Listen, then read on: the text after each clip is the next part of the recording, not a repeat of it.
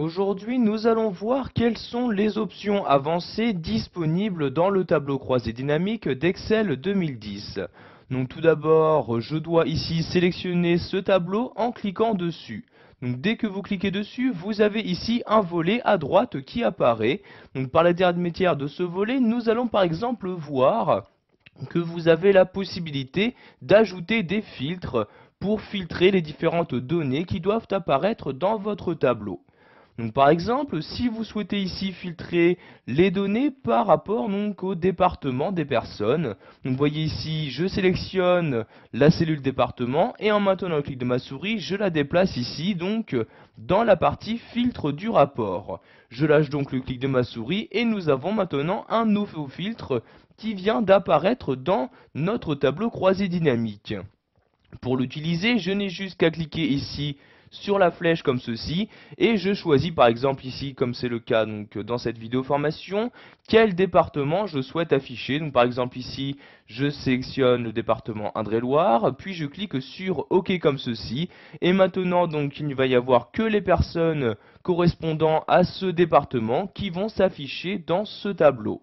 Si je reclique ici sur ce bouton-ci, je peux de nouveau changer donc les critères de filtre. Si vous souhaitez filtrer donc en affichant les personnes de plusieurs départements, vous allez devoir ici cocher cette case-là pour pouvoir sélectionner plusieurs éléments. Maintenant, vous avez différentes cases qui sont apparues, vous n'avez juste donc qu'à cocher les cases. Donc par exemple ici, je vais afficher les personnes habitant également donc dans l'Indre-et-Loire, le Cher et le Cantal comme ceci. Je clique ensuite sur OK pour valider mes changements et voyez donc ici par exemple 3 nouvelles personnes se sont insérées dans mon tableau. L'avantage d'utiliser ce tableau croisé dynamique est que par exemple si je le souhaite, je peux ajouter un autre filtre de rapport. En effet, je n'ai juste qu'à sélectionner un autre filtre. Donc, par exemple ici je vais prendre le sexe, je clique, je maintiens le clic de ma souris et je le déplace toujours ici donc dans le filtre du rapport. Je lâche donc ici le clic de ma souris. Donc tout d'abord, je vais rajouter donc un certain nombre de personnes en cliquant sur cette flèche-ci. Je vais par exemple ici descendre à l'aide de l'ascenseur et sélectionner ici Paris, Orne et l'Oise et je clique ici sur OK. Donc comme vous pouvez le voir, nous avons maintenant de nouveau plus de personnes. Si vous souhaitez maintenant donc filtrer suivant donc les hommes et les femmes, vous cliquez ici sur la flèche et vous choisissez le critère de filtre. Donc par exemple ici, je vais afficher les femmes, je clique donc sur femmes, puis ici sur OK et voyez donc de nouveau donc un nouveau filtre s'est inséré. Donc vous pouvez voir les différents filtres utilisés en vous rendant dans cette liste-ci. Donc vous avez donc quand un filtre est activé, cette icône-ci qui apparaît donc sur la ligne correspondante. Donc vous voyez par exemple ici, j'utilise le filtre département et le filtre sexe comme ceci. Si vous souhaitez maintenant annuler un filtre et réafficher toutes les données de votre tableau, vous recliquez ici sur le bouton et vous sélectionnez tous comme ceci et vous cliquez ici sur OK pour valider vos changements. Nous allons faire de même pour le filtre département. Je reclique sur le bouton, je sélectionne ici tous comme ceci. Donc vous voyez maintenant toutes les cases sont cochées et je clique ici sur OK. Et donc maintenant toutes les personnes apparaissent bien dans mon tableau croisé dynamique. Nous allons maintenant voir qu'il est possible de changer la source de données de votre tableau. Donc pour ce faire, nous allons nous rendre ici dans l'onglet Options comme ceci, puis cliquer ici sur Changer la source de données.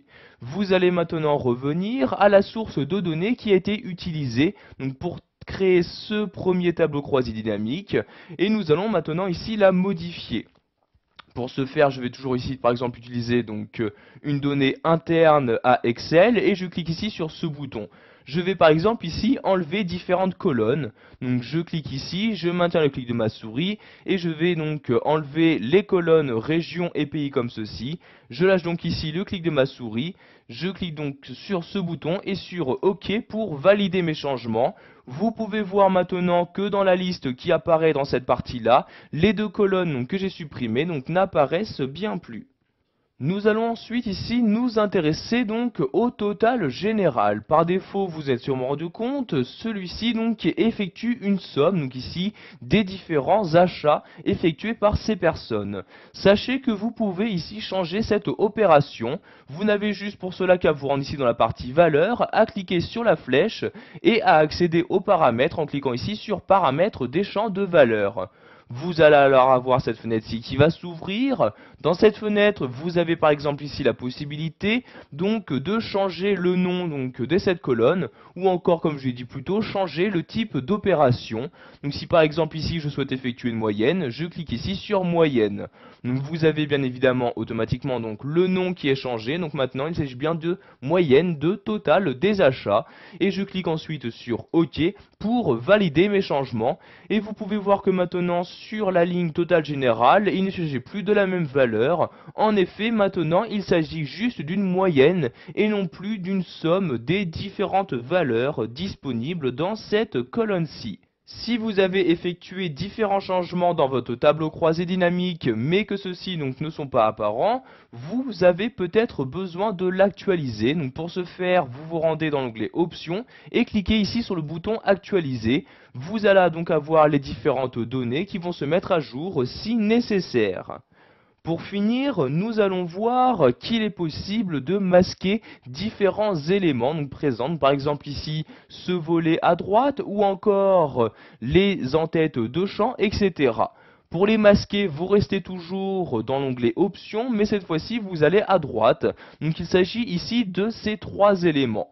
Donc vous voyez, si je clique ici sur liste de champs, celle-ci se masque et il s'agit bien donc ici du volet de droite. Pour le faire réapparaître, je n'ai juste qu'à cliquer ici de nouveau sur liste de champs comme ceci.